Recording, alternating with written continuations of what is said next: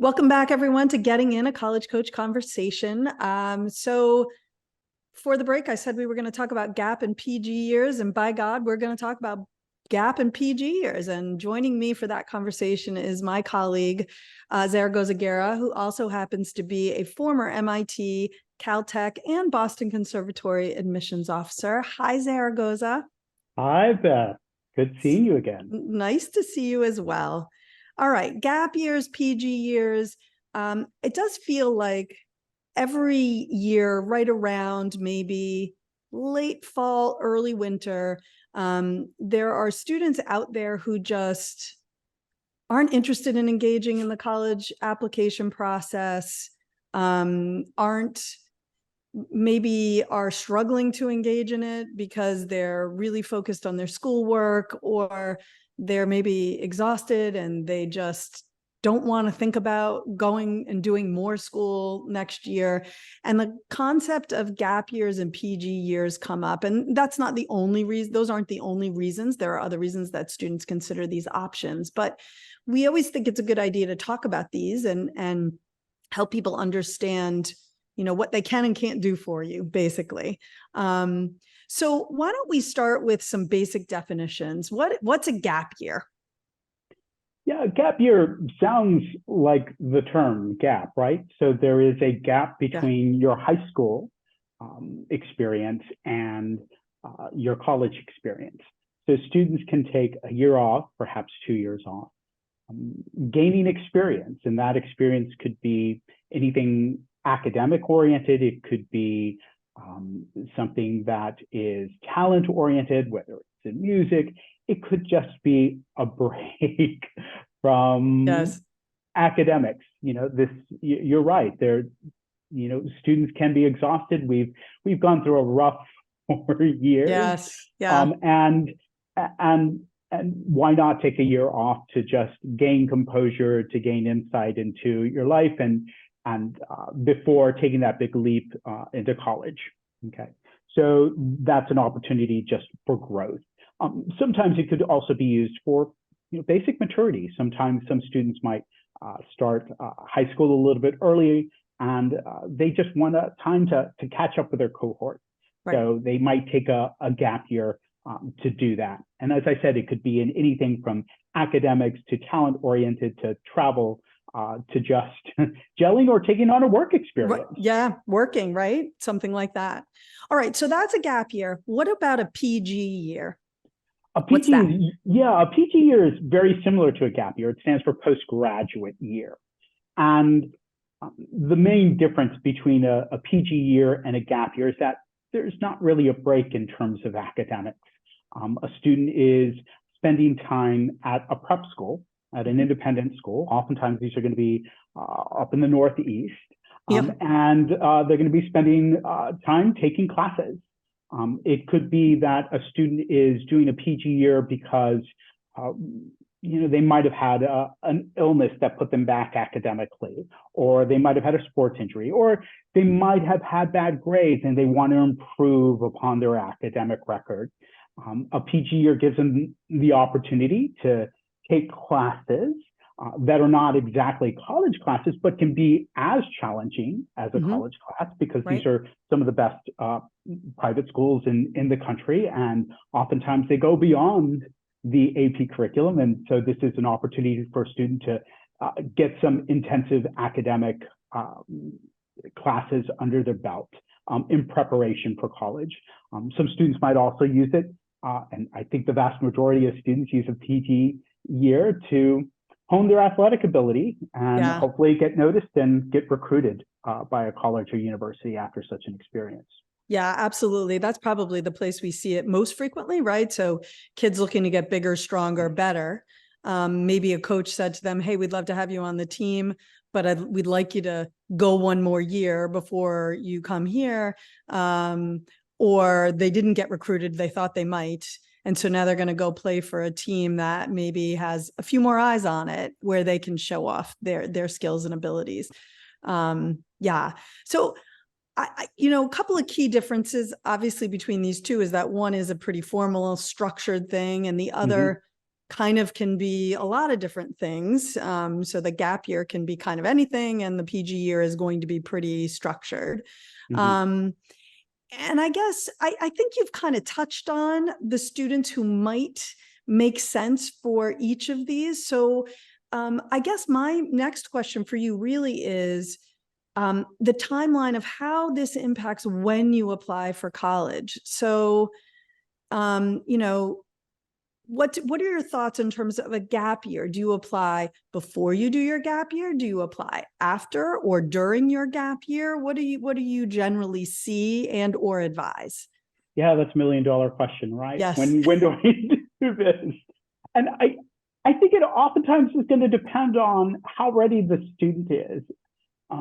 And, you know, there are some students who are thinking, you know, I can do this experience, you know, whether it's a gap year or a PG year, to all of a sudden make myself eligible for Stanford or Harvard or, right, you know, an uber selective school. And I'll be able to shine in that year and they're going to notice me. I'm not so sure that is a valid reason for doing such an experience. I think if you are hoping to shine for such a school, you should be shining by your senior year. If it's right, not happening by then, one more year is probably not going to bring out the luster in your right. application. Yeah. The reality is there's not that much time between when you get an answer from a school and when you have to reapply. Okay, right. So it's only, we might call it a gap year, but when you're thinking about when you graduate from high school versus when you're going to have to apply to these schools, it's just a matter of a few short months. Okay, Right. And that's not enough time to really bring out the luster in your application. But I think if you're the kind of student who, you know, feels you need a little bit more maturity and you're going in recognizing, I'm not ready for this. Right. I'm just not ready for this. I would say absolutely go ahead and do either a PG year or a gap year. If you're doing a PG year, the advantage of that is that you've got some really great counseling behind you. Someone who can really guide you through the admissions process. And so I would probably say if you're doing a PG year, don't apply from high school, Right. do it from your PG year. If you're doing a gap year, you're not going to have counseling behind you.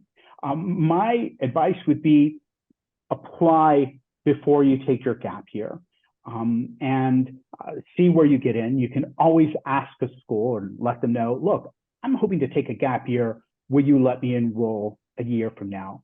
Oftentimes, most schools really do enjoy students who've taken a gap year. I think they recognize sometimes some students might need a break, or they might simply need a little bit more maturity. And absolutely, we'd rather you take that time to mature, knowing that going in, than enrolling when you're not necessarily ready. Right. Okay. I think the key there, of course, is to make sure that you look at each school you're going to apply to. You need to look at what their policies are about deferring your acceptance. Because I agree with you, most schools will allow it, but there are definitely schools that won't. And right immediately comes to mind is UMass Amherst, which is used to be my flagship state school, and they don't allow deferrals. So their take is if you want to take a gap year, then you just simply will need to reapply. That doesn't mean you shouldn't apply. If you apply and you get in and then you decide, I really am not ready, I need this year, then, you know, you just would reapply again to that school. And certainly while there are no guarantees, if you've been admitted once, hopefully you will be again.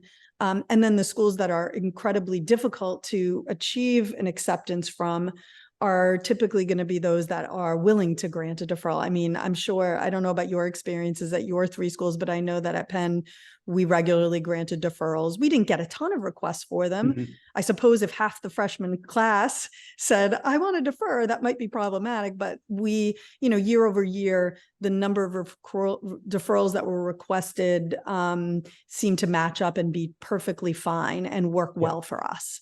So yeah, I don't remember denying any gap year request at MIT or Caltech. Yeah. I think it's also going to depend. You have to recognize gap year rather than gap years, Yes. plural. So Yes. if you know it's only going to be 1 year, then absolutely, make the ask. If it's going to be for 2 years, chances are that might not be granted. Right, right.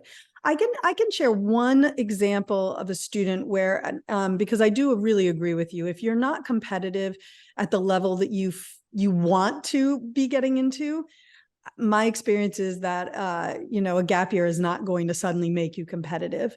I did work with a student a couple of years ago that for me was a little bit of a cautionary tale, where I just think strategically she made some not great choices in her application process.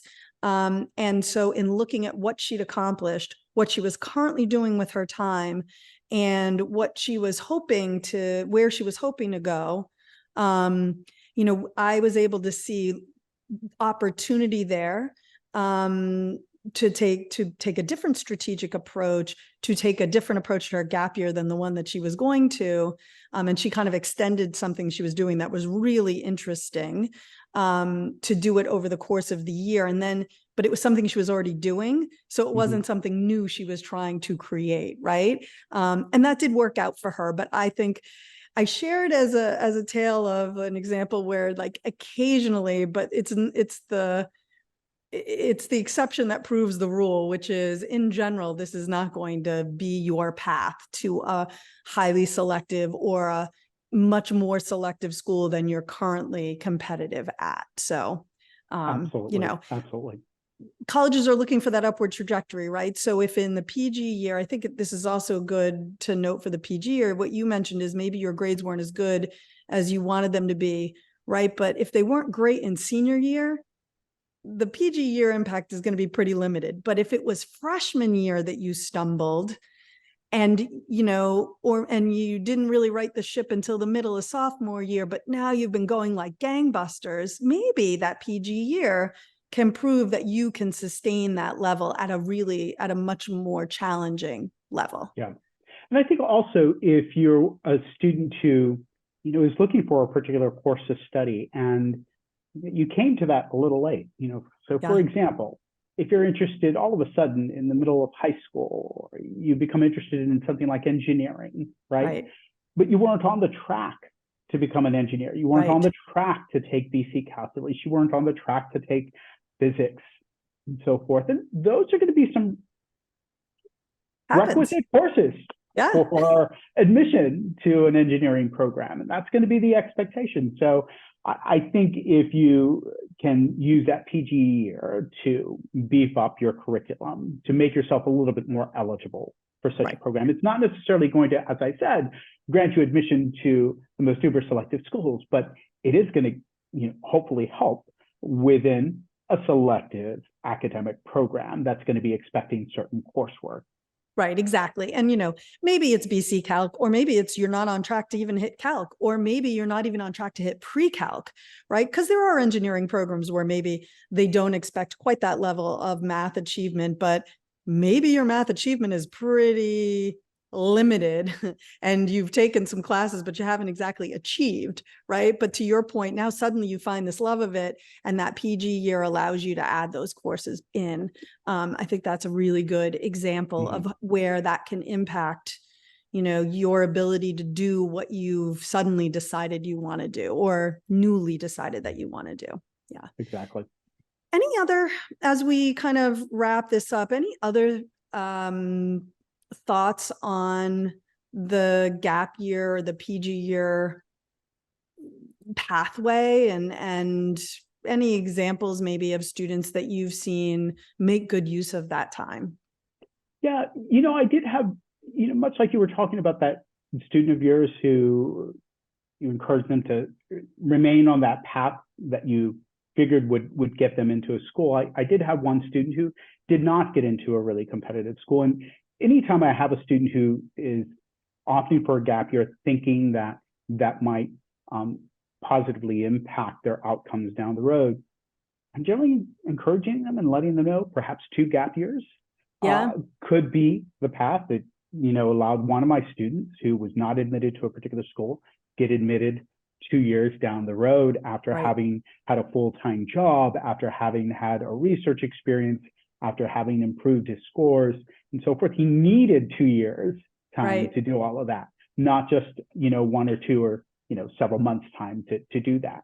So that could be an option, but, you're putting off college for 2 years. So Right. I'm generally telling students that's something you really have to weigh. Do you want to take 2 years off on a chance that you Right. might get it? But So generally speaking, I'm generally encouraging students, don't necessarily do it for that particular reason. Do it because you want an experience, because you want to learn something. The goal should be the gap year, not necessarily the college admissions decision down the road. yeah, 100%. Can't stress that enough, because to your point, you're putting off college for 2 years, which means you're putting off your future earnings for 2 years, which means, which is not always ideal. And again, while what we do for a living is help students navigate the college process, the fact is that where you go is not the be all end all. It's what you do with where you end up, and then what you do beyond that, because college ideally is 4 years. I mean, maybe it's 5. God, I hope it's not 6 for your parents' sake, right? But it's 4 years of what hopefully will be a very long life, and this is not going to be the make or break for that life. And that's a good thing for all of us probably to keep in mind. Exactly. Yeah. All right. One really quick point I also want to make: if you've been admitted somewhere and you are deferring your acceptance, most of those colleges that defer your acceptance will expect that you are going to then join them, and not expect that you're going to use that deferral time to apply to other schools. That was not acceptable for us at Penn. I don't know about for you at MIT and Caltech. My guess is it didn't happen very often, right? But,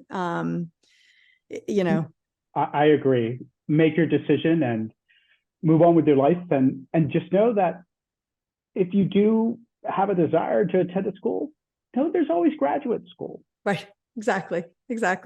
Zaragoza, thank you so much for joining us. So nice to see you today. Nice being here, Beth. All right. Wonderful. We're going to take another small break. And when we come back, we're talking about resumes and whether or not they really have a role in the college application process. So please do not go away.